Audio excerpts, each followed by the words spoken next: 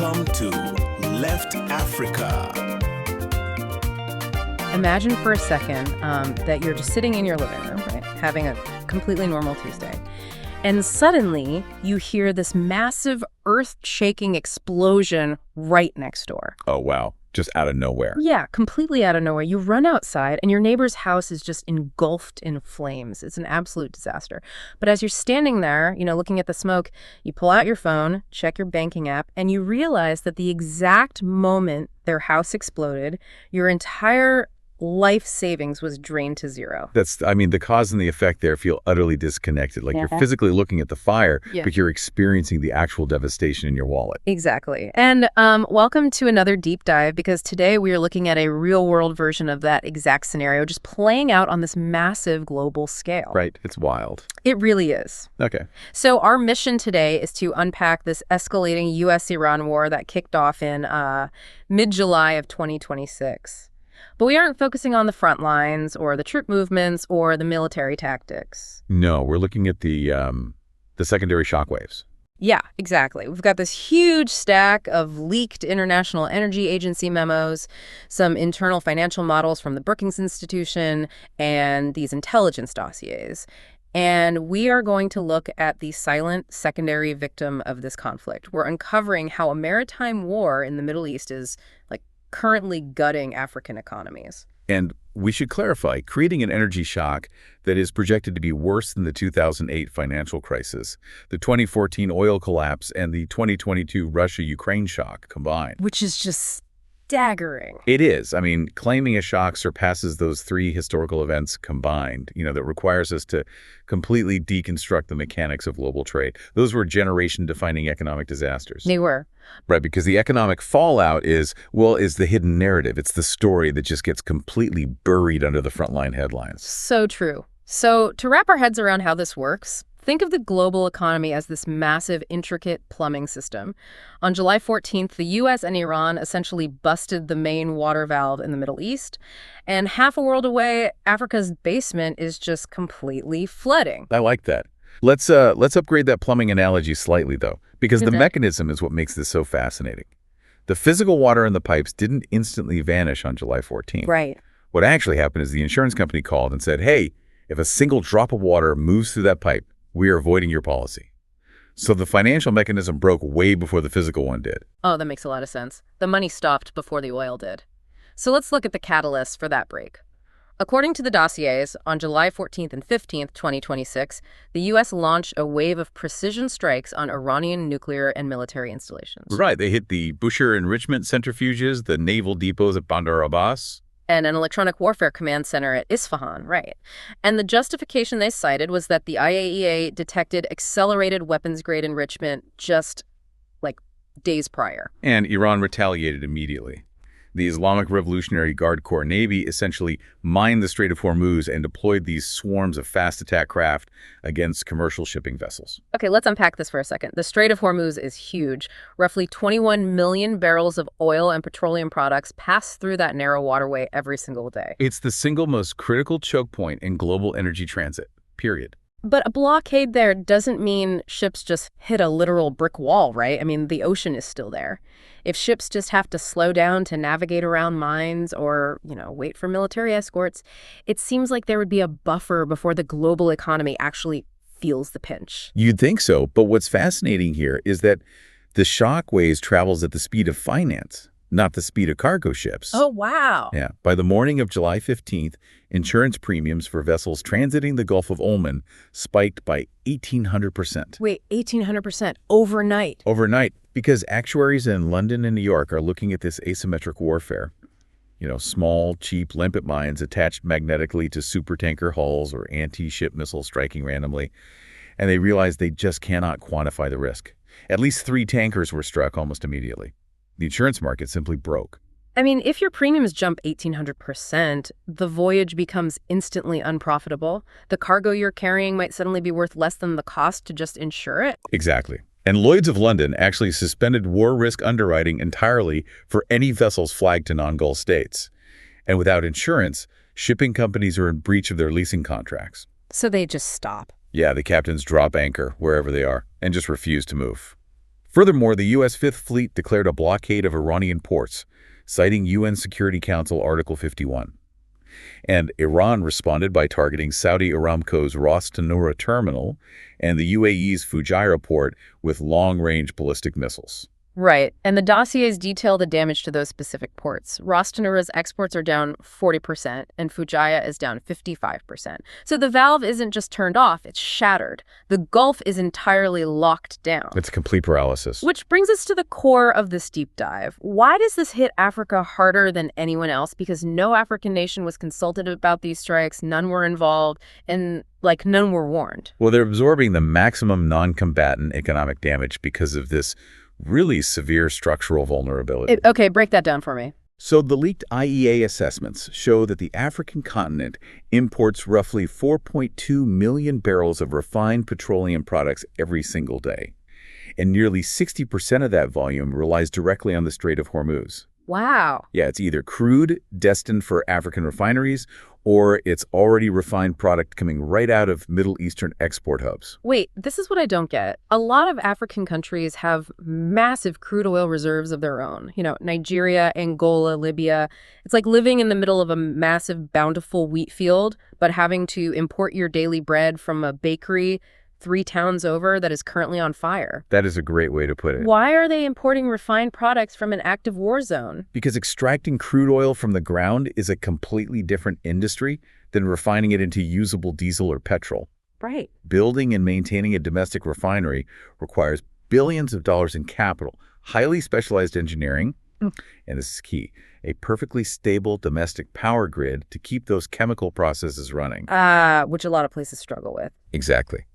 Because much of the continent lacks that internal processing infrastructure, they extract crude, export it to places like the Middle East to be refined, and then buy back the usable fuel at a huge premium. So they're entirely reliant on those shipping lanes staying open. 100%. Let's look at what happens when they close. We can move past the abstract continental data and look at the terrifying reality on the ground in 2 of Africa's biggest economic engines, South Africa and Nigeria. The energy infrastructure in South Africa makes them uniquely vulnerable to a diesel shock. Yeah, the dossier highlights an absolute addiction to diesel. They burn over 250,000 barrels a day for transport and mining alone. But the most critical failure point is their power grid. To fight off blackouts, their rolling load-shedding schedules, the state utility, Eskom, requires 35,000 barrels of diesel every single day just to run their open-cycle gas turbines. And the problem is they buy on the spot market. They don't have long-term price-locked contracts. Oh, man, so they just pay whatever the market dictates that day. Exactly. And spot prices rocketed from $89 before the war to over $145 a barrel. Here's where it gets really interesting, though. Purchasing fuel at $145 a barrel assumes the physical supply even exists. Sasol and Engen, 2 of the major players down there, warned of imminent refinery feedstock shortages because the Gulf supply lines are just severed. What happens when a country that relies on diesel just to keep the lights on realizes they have no safety net? Panic. Complete panic. Right, because the government hasn't activated their strategic diesel reserves, essentially because they don't have any. The Strategic Fuel Fund holds about 45 days of crude oil, but their usable, ready-to-burn diesel stocks are estimated at less than 20 days. Less than 3 weeks. Yeah, if they run out, the grid collapses, manufacturing halts, and panic sets in. Filling stations in Gauteng and the Western Cape are already rationing fuel. And then the crisis in Nigeria presents a totally different economic paradox. The Nigerian National Petroleum Corporation, the NNPC, is facing the highest import costs for petrol and diesel they've seen in 74 months. The numbers are insane. The landing cost of premium motor spirit PMS has breached 1,100 naira per liter. Brink crude is sitting at 108 days. Those freight war risk insurance premiums have tripled, and the naira has depreciated another 6% since the strikes began. Yeah, they are paying vastly inflated prices with currency that is actively losing value day by day. So what do? Well, the leaked documents describe the NNPC as being trapped in a dilemma where, quote, subsidy is gone, but pricing remains political. Meaning? The government basically faces a binary choice. Option 1 is passing this unprecedented cost directly to the consumer at the pump. But if diesel spikes to that degree, transport inflation explodes. I mean, food distributors can't afford to run their trucks, meaning urban food prices double in a matter of days. Wow. For the 73% of Nigerians living below the poverty line, that pushes them instantly into a food security crisis. Right. It's a non-starter politically. So if they don't pass the cost on, their only other option is to absorb it, right? The government subsidizes the fuel to keep pump prices stable. But at $145 a barrel, subsidizing millions of liters a day would instantly bankrupt the state and just completely destroy their 2026 budget deficit. Exactly. It's a path to economic ruin either way. But, if the massive coastal economies are buckling, the situation becomes even more precarious when you look further inland. Yeah, let's talk about the continental contagion. The African Development Bank's emergency desk flagged 19 nations as being at, quote, critical vulnerability. And those include the landlocked Sahel states, right? Mali, Niger, Burkina Faso, Chad, the Central African Republic. I mean, imagine you are running a country in the Sahel. You have zero ocean access. You get your fuel driven in on tanker trucks from your coastal neighbors. But if those coastal neighbors like South Africa and Nigeria are currently rationing fuel for their own citizens, those border shipments are going to stop. A coastal government isn't going to export its last drop of diesel while its own cities go dark. Exactly. Who gets that last drop of diesel? Not the landlocked neighbor. The fuel definitely stays on the coast. And the AfDB also flagged East African economies like Kenya, Ethiopia, and Uganda, which are, still fragile from the massive inflation spikes caused by droughts in 2022 and 2023. Right. And then you have the southern African mining hubs, Zambia, the Democratic Republic of Congo, and Zimbabwe. Diesel literally runs those economies. It powers the massive excavators, the deep shaft ventilation systems, and the transport trucks required for mining copper and cobalt.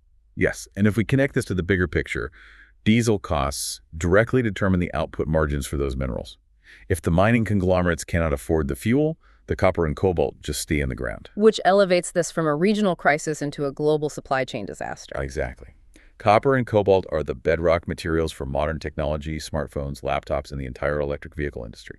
If the DRC and Zambia stop mining, the global green energy transition just shudders to a halt.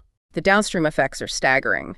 The World Economic Forum updated their Africa Energy Outlook on July 14th, and they project that at least 12 African economies will tip into a technical recession before the fourth quarter of 2026 if these Gulf supply routes remain compromised. And a technical recession isn't just a buzzword. It means the economy shrinks for 2 consecutive quarters, leading to massive job losses, factory closures, and foreign capital just fleeing the country. So with economies collapsing and recessions looming, you'd expect a massive diplomatic intervention, right? So who is fighting for Africa at the negotiating table? Basically nobody.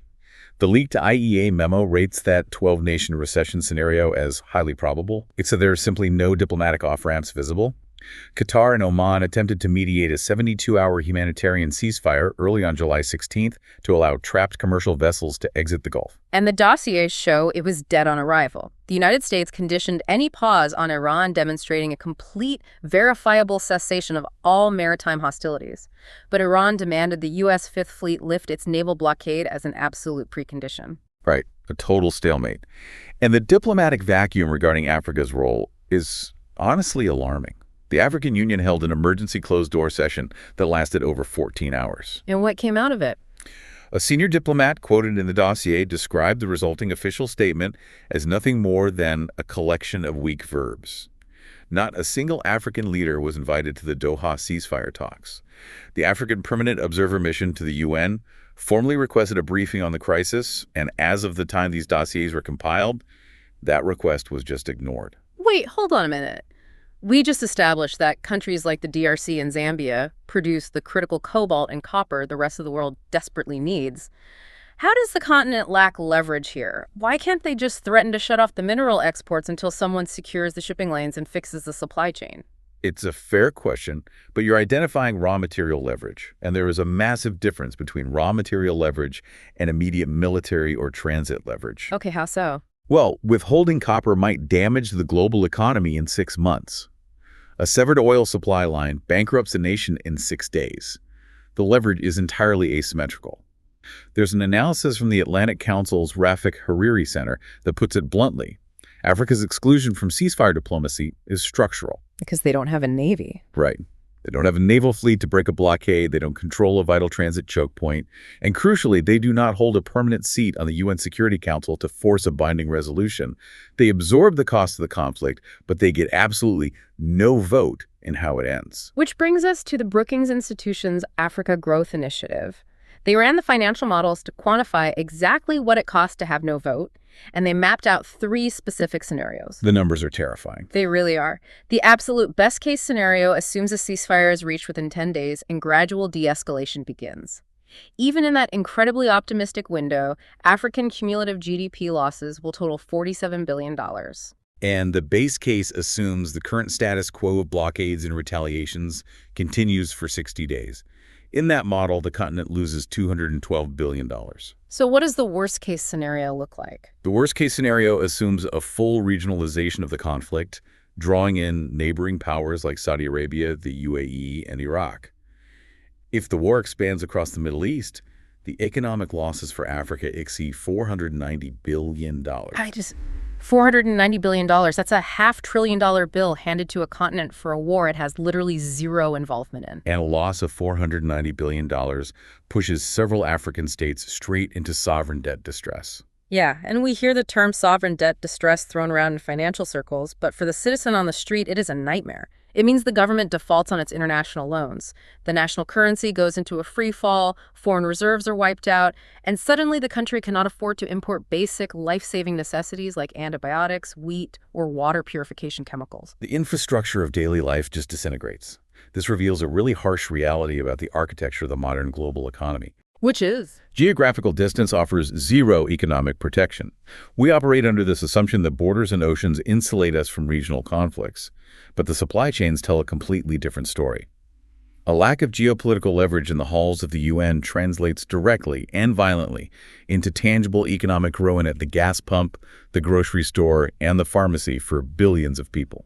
This is exactly why an isolated strike in the Middle East matters to you, the listener, regardless of where you live. Whether you're in New York, London, or Johannesburg, the illusion of local news is completely dead. There is no such thing as an isolated incident in a hyper-connected world. The U.S. and Iran break a valve, and the entire global supply chain backs up.